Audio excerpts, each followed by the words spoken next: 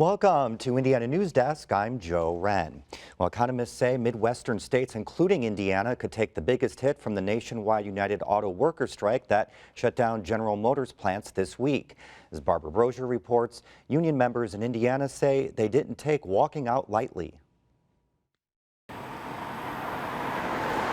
Members of United Auto Workers, Local 440, stood in front of each gate at GM's Bedford casting plant this week, picketing as part of the nationwide strike. UAW 440. Disagreements over wages and benefits led union members to walk off the job Monday at midnight. For longtime employees, it was emotional. I believe in this.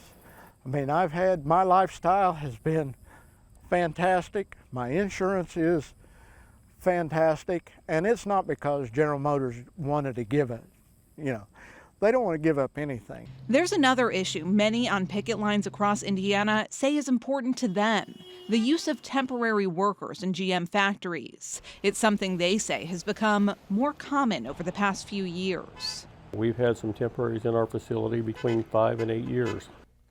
They work right beside us on the lines every day. They do the same jobs that we do for a lot less money. The strike had an immediate impact on other companies, like those who supply GM parts. Many had to stop operations. UAW members say they wish they didn't have to be on the picket line this week, but they have to fight for what's best. We took many concessions back in 2009 timeframe when they went through the bankruptcy to help make this company profitable. We went to bat for them, and it's time they come to bat for us too.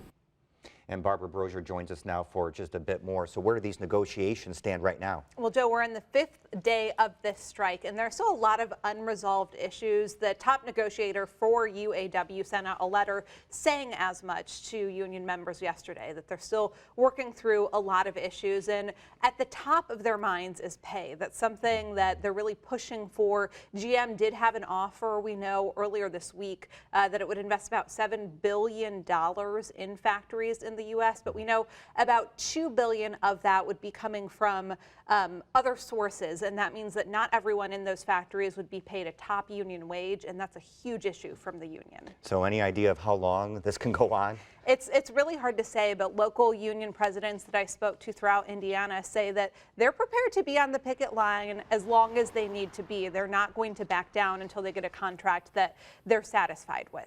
And we have about 20 seconds left, but how does this impact Indiana's economy too? What we've heard that suppliers, people who supply GM parts to others, they have had to shut down as a result of this strike. Some of those employees are really upset because they say, I'm not getting a paycheck. I may have to file for unemployment. Union members tell me they didn't take this decision to strike lightly, and they understand that it's hard for multiple people involved, but it's what's best. Barbara, thank you very much.